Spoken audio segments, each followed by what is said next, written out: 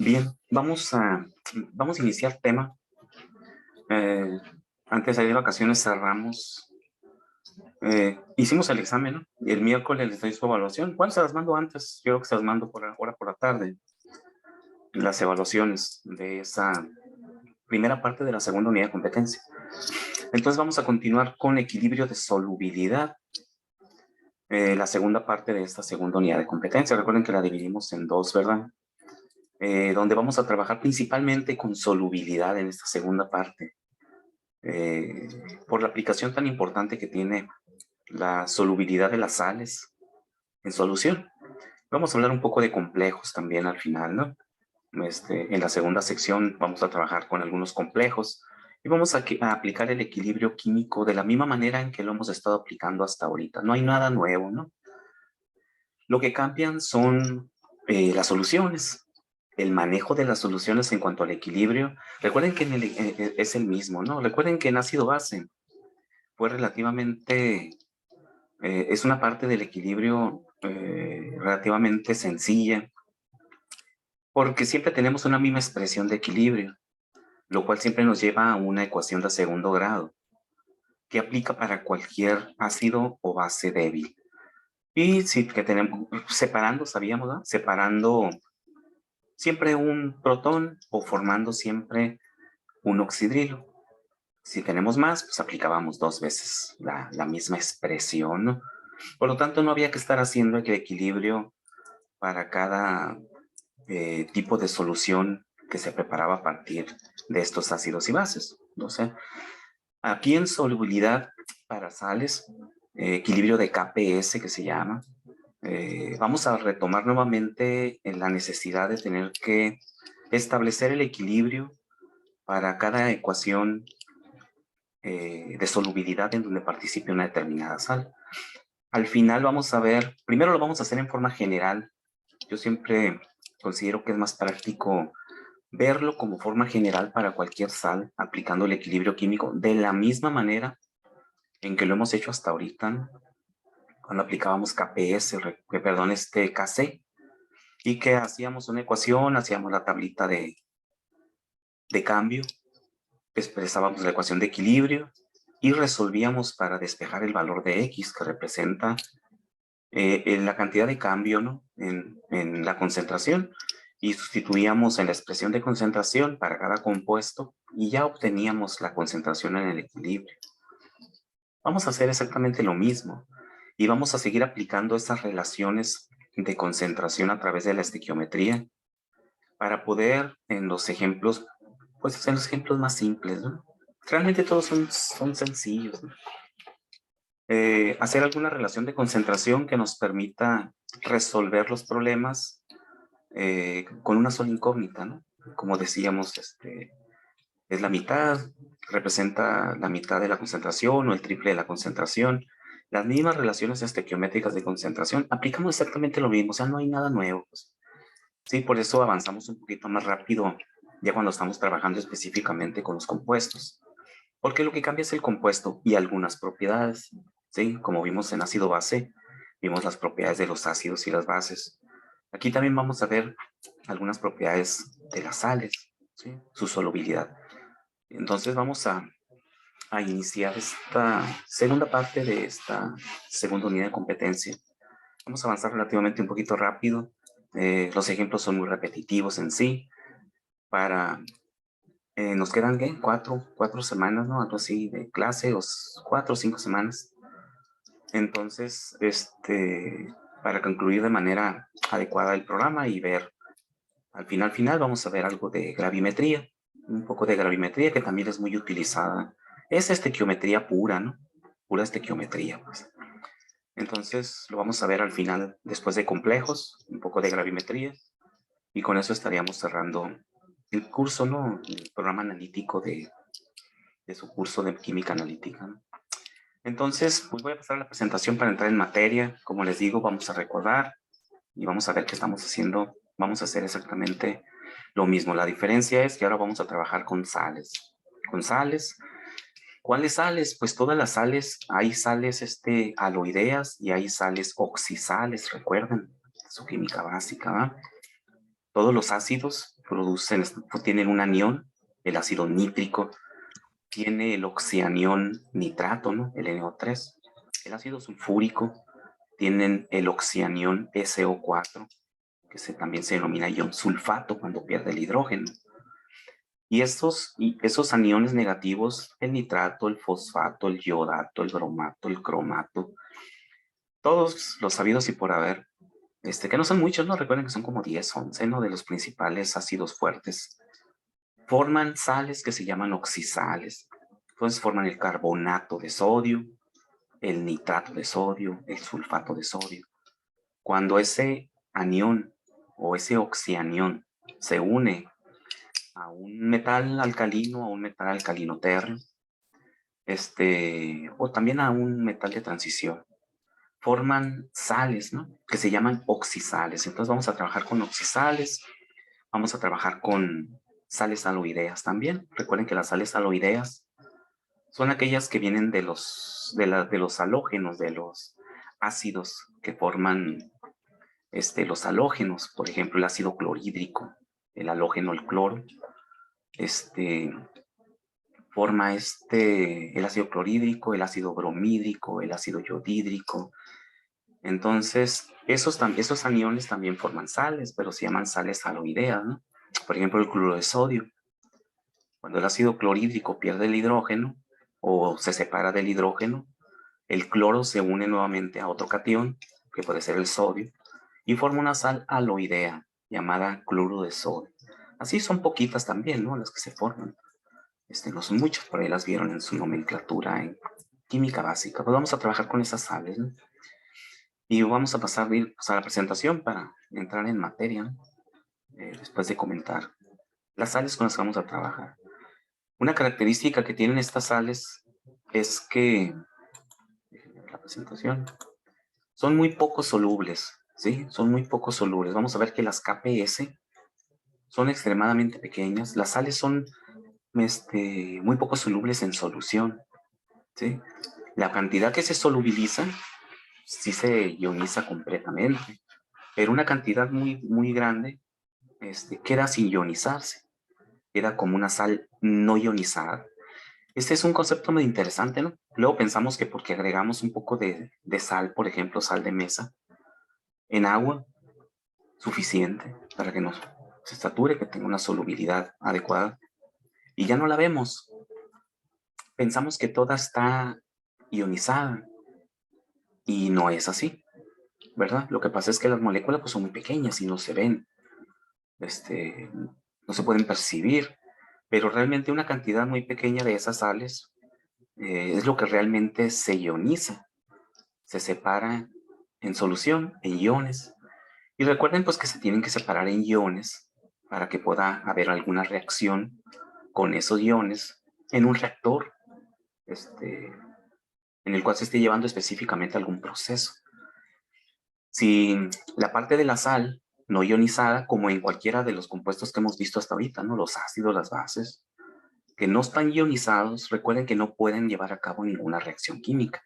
¿Por qué? Porque son moléculas neutras. Entonces nunca va a pasar nada con ellas. Siempre tiene que existir una separación de los compuestos en sus iones para que puedan formar otros compuestos, puedan sintetizarse, puedan reaccionar y formar algún compuesto en un reactor. Entonces, las bases, como vamos a ver ahorita, las tablitas de KPS, son muy poco solubles, ¿no?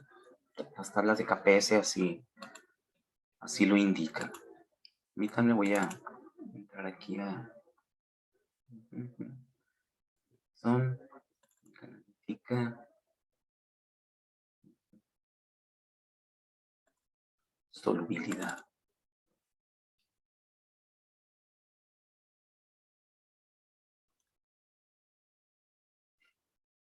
Estoy abriendo la tabla de KPS, porque si la vamos a necesitar. Muy bien. Entonces, pues vamos a pasar aquí, ¿no? Entonces vamos a seguir solubilidad. Y vamos a trabajar la solubilidad de dos maneras diferentes. O sea, se separa en dos formas diferentes de calcular o diferentes sistemas, ¿no? Dos sistemas diferentes para la ionización de las sales en solución. Y una es la solubilidad en agua pura, cuando tenemos solamente agua. Entonces, y otra es la solubilidad con un ion común. ¿Sí? La solubilidad con el ion común. ¿Qué pasa aquí? Cuando tenemos pura agua y agregamos algún compuesto, claro, que se solubilice en esa agua, la capacidad que tenga de solubilizarse se va a utilizar al 100% porque el agua es pura agua. ¿Sí? Puede haber en esa agua algún otro compuesto diferente a la sal que quiero ionizar y no lo va a afectar. Es como si el agua estuviera sola. ¿Sí?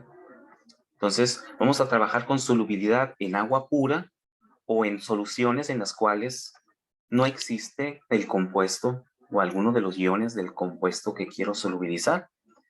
Consideraremos que es como si fuera agua pura, ¿verdad? Entonces, cuando hablamos de agua pura, son esas dos, puede haber esas dos situaciones diferentes, o es pura agua, o tiene esa agua algún compuesto, pero que no es el compuesto que quiero solubilizar. Entonces, vamos a tener sistemas simples y vamos a hacer cálculos de la solubilidad para esta situación. Y después vamos a entrar a otros sistemas un poquito pues, más interesantes, en donde vamos a ver la solubilidad con ion común. Es decir, tenemos una solución de sulfato de plomo y queremos solubilizar en esa solución de sulfato de plomo un compuesto de nitrato de plomo, por ejemplo.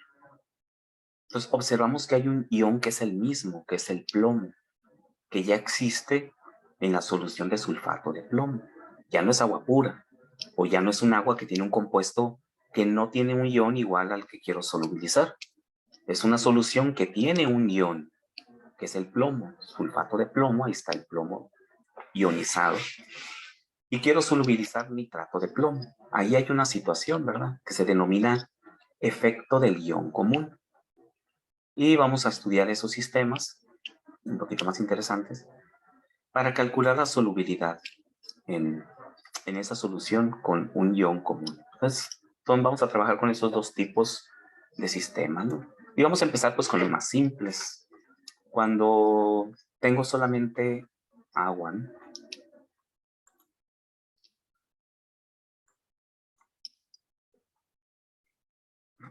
Cuando trabajamos con sales, siempre que trabajamos con sales, estamos trabajando con sistemas en los cuales es factible formar siempre un precipitado.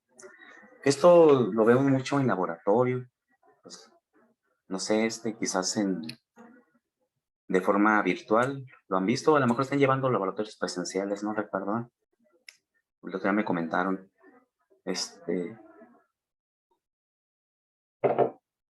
pero como haya sido, o como sea, que estén llevando su laboratorio, pues sabemos que las reacciones de precipitación, pues siempre forman un sólido, un sólido, en mi reactor, en mi tubito. Recuerden que un reactor es cualquier dispositivo en el cual se lleva a cabo una reacción química, ¿no? Desde un tubito de ensayo hasta un tanque o un reactor enorme, ¿no? Industrial. Son reactores. Entonces, los procesos de solubilidad generan procesos de precipitación. La solubilidad. Recuerden que es un proceso de separación muy utilizado en la industria. Este estudio de la solubilidad, y sobre todo desde el principio de equilibrio químico, desde el punto del equilibrio químico, porque podemos separar solutos en solución a través de su propiedad de solubilidad. Y recuerden que la solubilidad es una propiedad que está directamente afectada en forma muy importante por la temperatura. Y eso lo observamos en nuestra vida cotidiana, ¿no? Como la solubilidad está ligada directamente a la temperatura. Y eso es común, por ejemplo, si alguien toma un café y le agrega demasiada azúcar, pero el café está bien caliente, ¿no? Primeramente. Y le agrega 2 cucharadas de azúcar, le gusta mucho el azúcar, café muy azucarado. y le agrega 2 cucharadas de azúcar, se lo bebe, pero deja un resto de café allí, el cual cuando se enfría el café y lavamos la taza, observamos que al tirar el restillo de café que quedó ahí, ya frío a temperatura ambiente, observamos que en el fondo hay una capa de azúcar. Y luego decimos, ¿no? Cuando estamos lavando, puta, ¿cómo le echó azúcar a su café? Ni se le echó tanta azúcar, piensa uno, ¿no? La persona que esté lavando, le echó tanto azúcar que hasta se quedó en el fondo el azúcar. No, no se había quedado en el fondo. Cuando estaba muy caliente el café, esta persona no tenía cristales de azúcar en su café, o sea, no lo percibía, no había cristales de azúcar, porque la temperatura era alta. Pero cuando se enfrió ese resto de café, estaba muy azucarado, el azúcar llega a su punto de saturación con la temperatura y el azúcar empieza a precipitar y se forman cristales de azúcar nuevamente. Entonces ahí nos damos cuenta de que es una propiedad que se puede utilizar para separar en los procesos industriales solutos en solución, únicamente conociendo su solubilidad, su equilibrio y la temperatura a la cual precipita, ¿no? Recuerden que hay tablas de solubilidad y temperatura para diferentes compuestos. Por ahí pues, me imagino que ustedes han trabajado mucho en otras materias, ¿no? Entonces, forman precipitados, ya sea precipitados simplemente por los iones que están en solución y que al cambiar su temperatura vuelven a unirse y forman el compuesto original y se precipitan, o reacciones de precipitación, en los cuales tenemos dos compuestos, reaccionan entre sí, hay un intercambio de iones, y también forman otro compuesto diferente, el cual tiene una solubilidad menor que los compuestos originales y precipita, ¿sí? No precipitan los dos compuestos que están reaccionando. Estos no precipitan, tienen una solubilidad más alta. Pero el compuesto producto de la reacción es un compuesto que precipita muy fácilmente porque tiene una solubilidad muy baja y se observa inmediatamente que se forma, por ejemplo, cuando ponemos en esas prácticas que le digo, se utiliza mucho la plata, ¿no? La plata es un compuesto altamente precipitante, se utiliza para eso. Los compuestos de plata precipitan muy rápido. Y por lo tanto hay toda un área de la química analítica que se llama argentometría. Argento viene de la plata, ¿no? Que trabaja con productos de precipitación a través de reacciones en los cuales participa la plata. ¿Por qué? Porque estos compuestos generados a partir de la plata tienen una solubilidad muy baja, ¿no? Y se utiliza para arrastrar algún compuesto que está en solución y que es difícilmente precipitable. Le agregamos plata y reacciona con ese elemento químico o ese compuesto y lo precipita. Lo precipita como algún compuesto de plata, ¿no? Y ese compuesto de plata, pues ya se le dará otro manejo diferente para separar la plata y quedarnos con el compuesto o el soluto que nos interesa precipitar. Es un proceso de separación. Pues la solubilidad se utiliza mucho para estos procesos, por eso es importante estudiar su equilibrio químico. Entonces, la solubilidad, ¿qué es? Entonces, es una propiedad, ¿no? Eso ya nos queda claro, que es una propiedad que tienen las sustancias para ionizarse en solución. El agua sabemos que tiene esa propiedad, ¿verdad? Por la polaridad que tiene y la estructura química que tiene el agua tan especial. Tiene esa propiedad de que ioniza la mayoría de los compuestos. Hay compuestos orgánicos que no se ionizan en agua, ¿no? Pero la mayoría de los compuestos inorgánicos se solubilizan en agua, ¿no? Entonces, esta capacidad para ionizarse en solución, no disolverse, ¿no? Porque cuando disolvemos un compuesto o una sustancia en agua y ya no la vemos cuando está disuelta, no significa que esté completamente ionizado, es lo que comentábamos ahorita. El hecho de que ya no la veamos, de que decimos, ya se disolvió, ¿verdad? Eso no nos garantiza que todo el compuesto está ionizado, de hecho no lo está, porque las sales tienen una capacidad muy baja de solubilidad. que se denomina KPS, ¿sí? Producto de solubilidad de sales, ¿no? Entonces, dice, esta solubilidad está afectada por la temperatura, directamente por la temperatura, como lo comentábamos ahorita, ¿no? Dice, normalmente es mayor a mayor temperatura, debido a la mayor energía del cristal para romper uniones entre los iones, ¿sí? Recuerden que esas sales son como pequeños cristales, ¿no? Si ustedes observan la sal en el microscopio, por ahí en alguna práctica de química básica, por ahí se ven las propiedades físicas de los compuestos. Y ahí se pueden observar que estas sales son cristales. Son cristales finos, cristales, son diferentes, opacos, brillantes, dependiendo de cómo están enlazados los átomos o las moléculas en ese cristal. Entonces, a mayor temperatura hay mayor energía intermolecular y hace que estas moléculas se rompan y se ionicen. Por eso la solubilidad depende de la temperatura. Si baja la temperatura, se vuelven a unir los iones y el exceso de soluto llega a su punto de saturación. El exceso de soluto, aquello que ya no puede soportar el volumen de solución, pues precipita, ¿no? Lo que pasa con el café frío, que tiene una alta concentración de azúcar, pues vamos a observar en el fondo de la taza cuando la estamos lavando estos cristales de azúcar, ¿no? Y la entropía, que es un concepto por ahí revisado a detalle en otras materias, como balance, fenómenos de transporte, físico-químicas también. El concepto de la entropía dice, al diluirse una sal se produce un sistema más desordenado, por lo que aunque energéticamente no esté favorecida la disolución, esta puede llegar a producirse.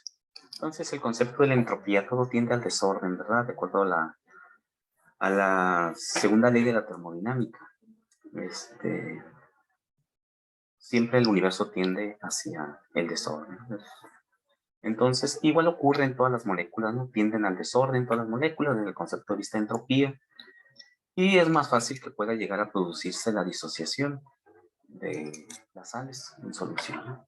No, pero realmente desde el punto de vista de equilibrio químico, nuestro factor físico es la temperatura, ¿no? Con la que vamos a trabajar más que la entropía. La entropía se maneja pues en otro tipo de materia, ¿no? Y nos dice aquí solubilidad.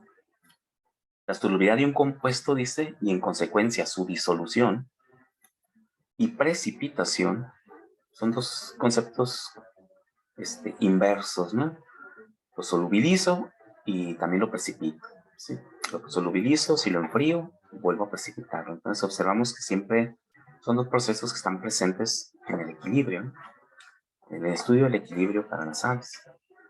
Dice que se rigen por la entalpía y la entropía asociadas con el compuesto en su entorno inmediato al disolverse. Cuando hablamos de entalpía, pues hablamos de la energía que requiere cada molécula para poder romper el enlace, ese enlace entre la parte cloruro de sodio, pues, entre la parte positiva, que es el sodio, y el cloro, que es negativo, pues se requiere cierta energía intermolecular, absorber energía para poderse ionizar, ¿no? La mayoría de las sales poco solubles, dice, porque la mayoría de las sales son poco solubles, se disocian completamente en soluciones acuosas saturadas.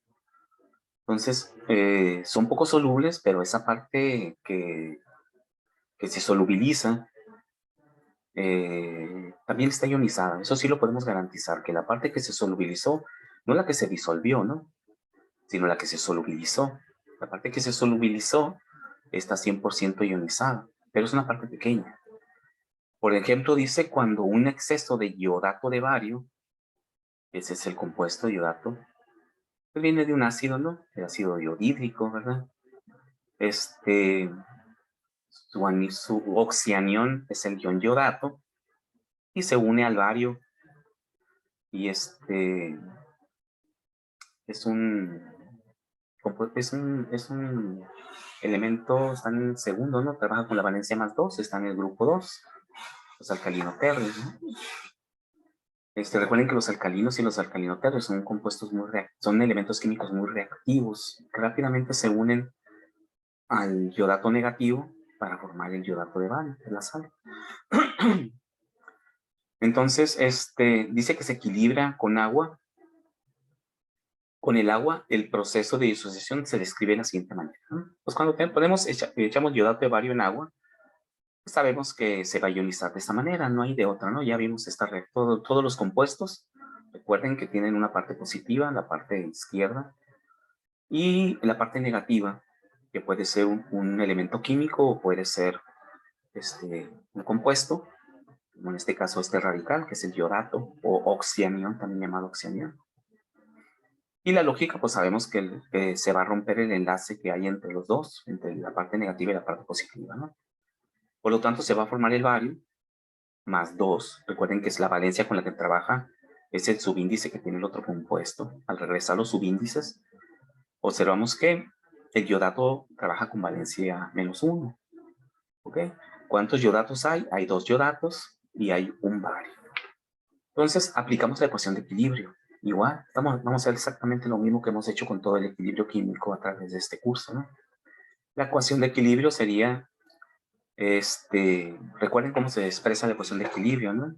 El producto de las concentraciones molares de los productos elevados a su coeficiente estequiométrico entre el producto de las concentraciones molares de los reactivos elevados a su coeficiente estequiométrico. Y seguimos aplicando las reglas del equilibrio químico. No participa el agua como compuesto puro, ni los sólidos, ¿sí? Ya explicamos ampliamente por qué razón, ¿verdad? Por lo tanto, este es un sólido, el iodato de bario, ¿sí?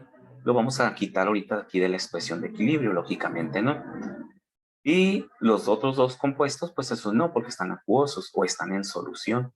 Son iones, por lo tanto, están en la ecuación de equilibrio. Por lo tanto, la ecuación de equilibrio, este compuesto, que es un sólido, pasa multiplicando del otro lado. ¿Sí? Lo despejo porque no va a participar en la ecuación de equilibrio, lo saco de la ecuación. Y el producto, matemáticamente, al multiplicar acá, lo expresamos ahora como KPS, simplemente, aplicando la misma regla matemática, ¿no? Por lo tanto, no entra el iodato de bario y nos va a quedar simplemente que KPS es igual al iodato de bario por el yodo al cuadrado. ¿Qué es esto? Dice donde KPS es la constante del producto de solubilidad. Por eso es KPS, constante del producto de solubilidad. Profe, ¿Sí? creo que se trabó la pantalla. No, Sí, profe, no se ve que la haya movido. ¿Qué lámina tienen ustedes ahí? ¿Que dice solubilidad o no? La que dice química analítica. Ah, entonces déjenme dejar de presentar y voy a volver a darle de alta. Si me dicen si ahí está. Sí, ya está. ¿Sí? Bien, lo que vimos fue esto que estuve platicando, simplemente fueron estas propiedades, ¿no? Esta ya es donde estamos expresando la ecuación de equilibrio. Ok, entonces aquí está la misma ecuación, la ecuación como les comentaba ahorita, el iodato de bario. Simplemente se disocian sus iones. Este no participa y nos podemos ir directamente a la ecuación de equilibrio, ¿no? Y ahora KPS es nuestra expresión. También pueden encontrarla como KS, constante de solubilidad, ¿no? Es la misma. En algunas tablas se expresa KS, en otras le ponen KPS. Producto de solubilidad o solubilidad. Y tenemos la ecuación de equilibrio. ¿Okay? Lo mismo, exactamente lo mismo que hemos hecho hasta ahorita. Nada más que ahora son sales. Las sales, como les comento, tienen muy poco valor de solubilidad. Las sales son poco solubles, este tipo de sales. ¿Dónde está la tablita? Aquí está la tablita. Ahorita les pongo ahí en el grupo esta tabla. Igual la subo a la plataforma, ¿no? Porque sé como material de clase. Y observamos aquí que las KPS suelen ser muy pequeñas. Observen que la KPS para las diferentes sales aloideas, como el bromuro de plata, que es una sal aloidea, ¿no? El bromo es un halógeno. El cloro, todos estos son sales aloideas. Estas ya son oxisales, ¿no? Y también sabemos que el azufre, en sus propiedades especiales, también forma sales, ¿no? Así como también forma ácidos, ¿no? El ácido sulfídrico, por ejemplo, ¿no? Por los enlaces que forman, ¿no? En la hibridación dentro del azufre. Entonces forma también sales, ¿no? Y ácidos. No como ácido sulfúrico, sino como ácido sulfídrico. Entonces aquí tenemos diferentes sales aloideas y oxisales. Y observamos su KPS. Hay unas tan pequeñas como el fosfato de plata, que tiene un exponente a la -20. Recuerden que en los ácidos bases débiles observamos exponentes a la -7, a la -5, a la -3, a la -7, a la -8. No iba más allá de eso, ¿no?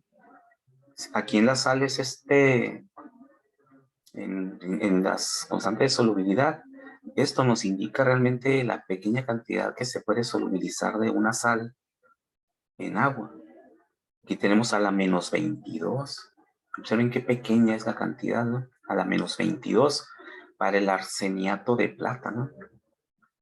Otros a la -33. A la -49 el sulfuro de plata. A la -49. Entonces, son cantidades muy pequeñas. Por eso es importante el estudio de la solubilidad desde el punto de vista de equilibrio, para poder operar de manera correcta a los reactores en los procesos industriales y estar alimentando ese reactor de tal manera que siempre estemos obteniendo la mayor cantidad de producto a partir de una reacción en la cual participan este tipo de sales.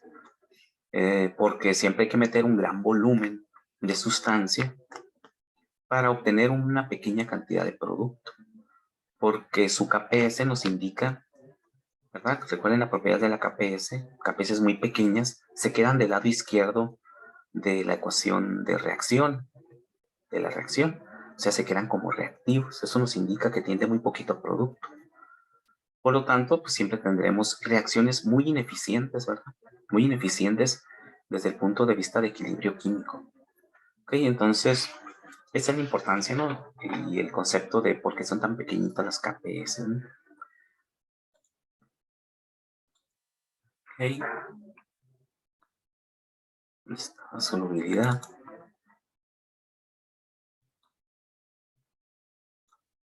Nota, dice abajo, lo que les comentaba ahorita, cuando se dice que una sal es poco soluble, poco soluble está completamente disociada, no implica que toda la sal se disuelve. Indica que la poca sal que está disuelta se disocia completamente. Eso es lo que les comentaba ahorita. Podemos echar mucha sal a agua y ya no percibirla mientras no lleguemos a su punto de saturación. Eso es lo interesante, ¿verdad?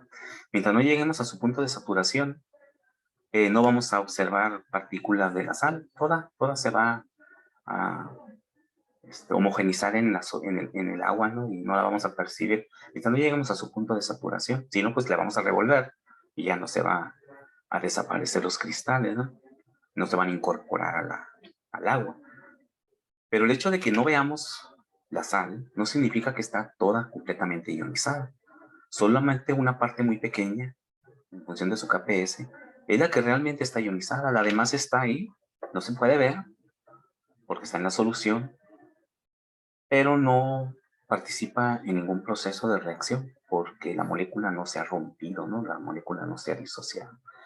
¿Okay? Entonces, está más como observación. ¿Okay? Ok, entonces la parte anterior es lo que vamos a ver al final para cerrar. Hay dos caminos para resolver este tipo de problemas, ¿no? Analizar cuántos tipos de sales existen. Se caracterizan 4 o 6 categorías. Y cada una de ellas entrega una ecuación de equilibrio. Depende de la estructura de los subíndices de la ecuación. Y podemos mecánicamente decir, esta fórmula se parece a esta ecuación. Por lo tanto, nos va a entregar una estructura como esta y de ahí podemos partir. Eso lo veo al final.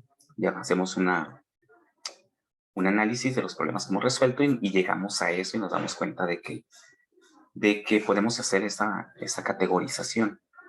Lo importante, lo interesante aquí es atacar primero los problemas desde el punto de vista del equilibrio, o sea, del razonamiento lógico de lo que es el equilibrio, porque de esa manera pues podemos entender el proceso que ya hemos trabajado hasta ahorita, el mismo proceso que hemos trabajado hasta ahorita, y nos permite resolver cualquier problema, ¿sí?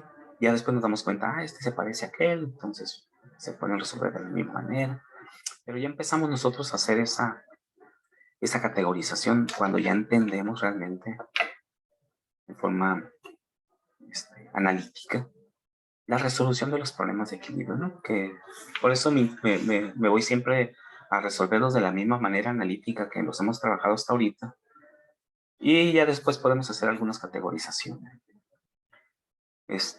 Y aquí tenemos, recuerden que vamos a iniciar con sistemas donde tenemos únicamente pura agua, ¿no? Pura agua. Solubilidad en agua pura, o son soluciones que tienen algún compuesto, pero que no tiene un ion común con el compuesto que quiero solubilizar. Entonces es como si fuera agua pura desde el punto de vista del compuesto que voy a solubilizar. No es agua pura, claramente, ¿no? Porque tiene algún otro compuesto ahí. Pero para el concepto del estudio del sistema, consideramos como que no hay nada que afecte a mi soluto que voy a ionizar o solubilizar en esa agua, ¿no? Entonces, aquí tenemos un ejemplo que nos dice qué masa de iodato de bario, el mismo compuesto, ¿verdad? EaIO3, 2, que veíamos ahorita, y nos dice su peso molecular, 487, se puede disolver en 500 mililitros de agua a 25 grados centígrados. Entonces lo que quiere cuando dice se puede disolver, es como si dijera, calcule la solubilidad. ¿verdad? Solubilidad es la capacidad que tiene una sustancia para disolverse o ionizarse, que es lo mismo, en solución. ¿verdad? Que esté ionizado. O sea, ese concepto que no tenemos que olvidar aquí, ¿no? Porque ya podemos no verlo, como les digo, en la solución, pero no significa que esté ionizado. ¿sí? Entonces, realmente lo que se solubiliza, desde el punto de vista de solubilidad, es lo que realmente está ionizado. Entonces, dice que masa de iodato bario de peso molecular 487 se puede disolver en 500 mililitros de agua a 25 grados centígrados. Nos indica siempre la temperatura, porque recuerden que la temperatura es un factor importante para el equilibrio de solubilidad. A 25 grados centígrados, a temperatura prácticamente normal, ¿no? Y nos da la KPS del iodato de bario de 1.57 por 10 a la menos 9. ¿no? Entonces, voy a poner el pizarrón para plantearlo ahí.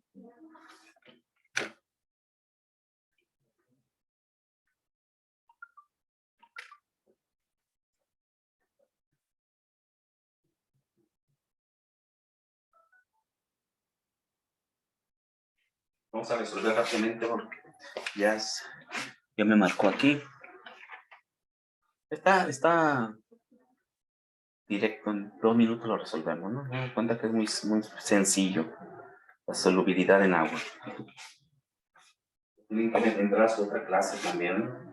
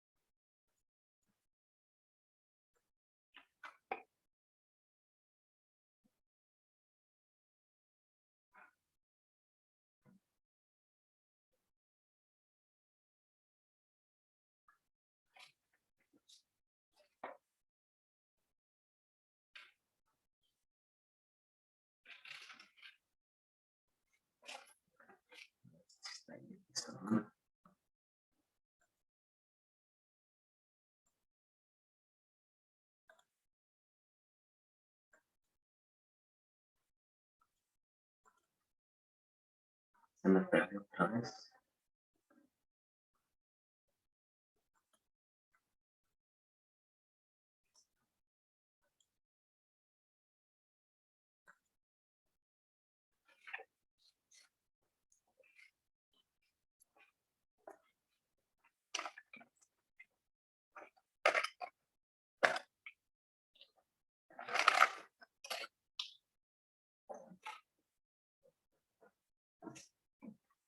sulfato de bario, dice, ¿va?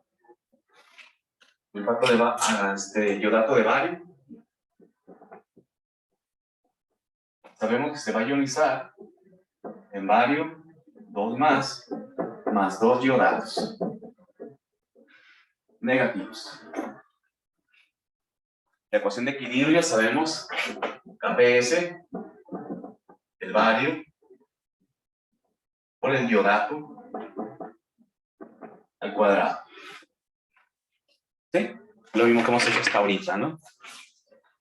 Nos da su Kps, nos dice que la Kps es igual a ¿cuánto?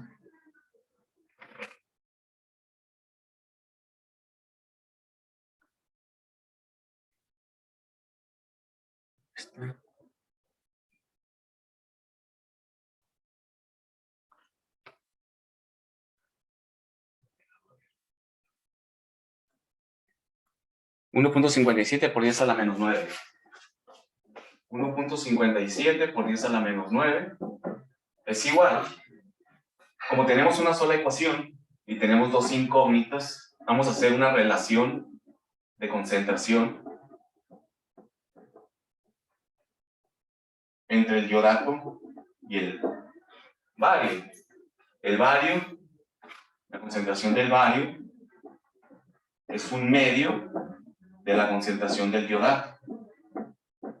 La mitad, este es 1 y este es 2. La concentración del iodato es 2 veces la concentración del bario. ¿Sí? Es el doble de este. Por lo tanto, puedo hacer un cambio aquí y resolver para el bario, por ejemplo. Bueno, aquí ya lo había planteado. Voy a resolver para el bario, voy a dejar el bario. Puedo resolver para cualquiera de los dos. Y el iodato es 2 veces la concentración del bario. Por lo tanto, lo voy a poner así. Y eso está al cuadrado. Ok, lo que es iodato, lo sustituyo en iodato. Estamos haciendo exactamente lo mismo que hemos hecho en otros equilibrios, ¿no? 1.57 por 10 a la menos 9 va a ser igual a 4 al cuadrado, 4, 2 al cuadrado, bario al cuadrado por bario cúbico, ¿verdad? Este está al cuadrado, que multiplica a este, se suman los exponentes, queda 3, y de aquí podemos despejar el bario. Va a ser igual a 1.57 por 10 a la menos 9 entre 4 raíz cúbica.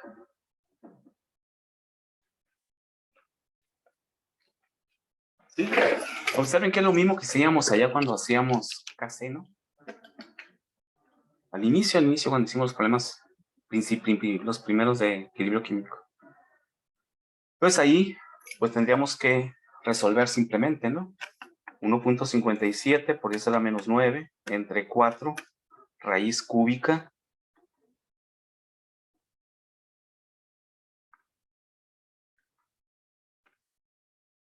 7.22 por 10 a la menos 4.